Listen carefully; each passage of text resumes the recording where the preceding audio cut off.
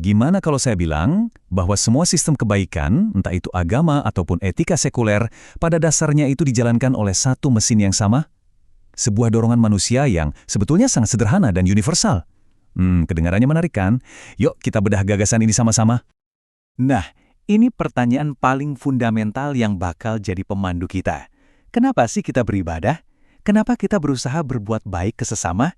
Coba deh, ambil waktu sejenak, pikirkan, apa motivasi Anda yang paling dalam? Menurut sumber kita, ada konsep inti yang disebut ilmu kebaikan. Dan poin utamanya tuh begini, semua ajaran kebaikan tanpa terkecuali akarnya cuma satu, yaitu upaya kita buat mendapatkan kenikmatan tertinggi dan menghindari penderitaan tertinggi. Prinsip inilah yang akan kita uji terus sepanjang pembahasan kita kali ini. Oke, ini dia peta perjalanan kita. Kita mulai dari prinsip dasarnya dulu, terus kita lihat gimana agama menyederhanakannya. Baru deh kita masuk ke level yang lebih dalam, sampai akhirnya kita lihat, apa sih ujian yang sesungguhnya? Baik, kita langsung masuk ke bagian pertama.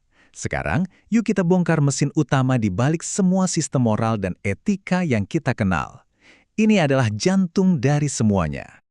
Nah, ini dia tesis utamanya. Mau seorang ateis yang mengejar kebahagiaan di dunia, atau seorang beriman yang ngejar surga, dua-duanya itu beroperasi di bawah prinsip yang sama persis.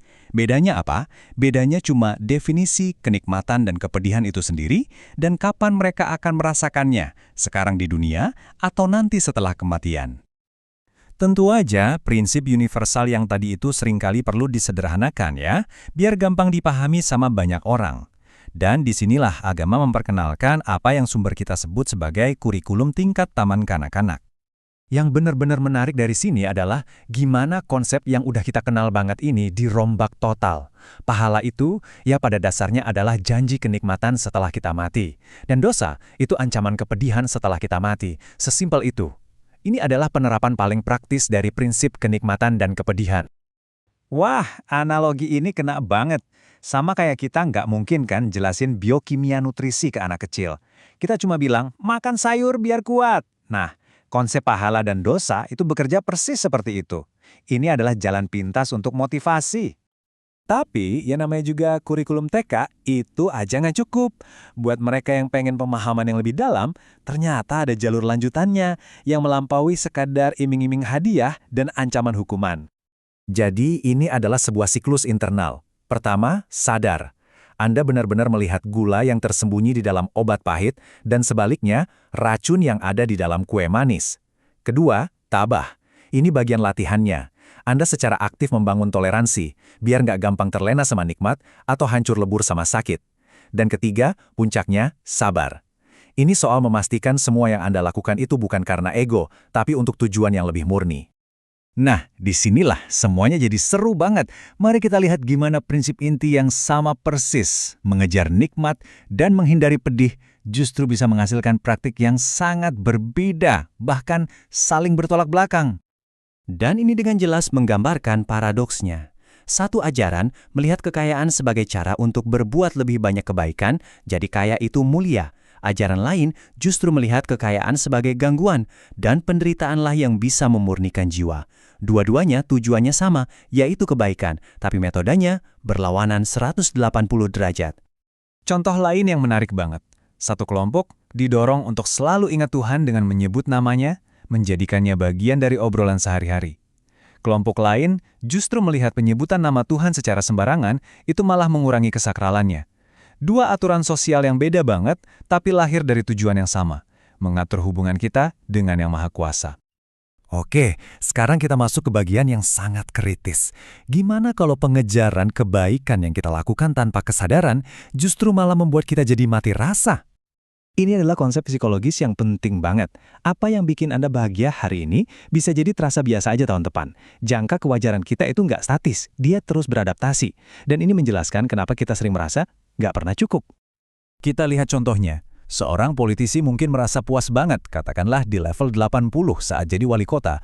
Tapi seiring waktu, jangka kewajarannya geser. Untuk merasakan kepuasan level 80 yang sama, dia sekarang harus jadi gubernur. Nanti, posisi gubernur jadi biasa aja, dan dia butuh jadi presiden untuk merasakan sensasi yang sama lagi. Kenikmatannya sama, tapi harga buat mencapainya terus-terusan naik.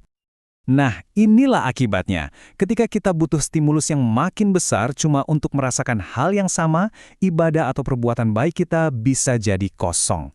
Kita mungkin bangun masjid megah atau sedekah miliaran, tapi kalau itu dilakukan cuma buat ngejar sensasi kepuasan yang makin sulit diraih, maknanya jadi murah. Oke, setelah melihat semua potongan puzzle ini, prinsip dasar, penyederhanaan, dan bahayanya, sekarang kita akan merakitnya jadi satu kesimpulan besar. Apa sih sebetulnya tantangan utama menurut materi sumber kita ini? Analogi mobil ini adalah kunci dari segalanya.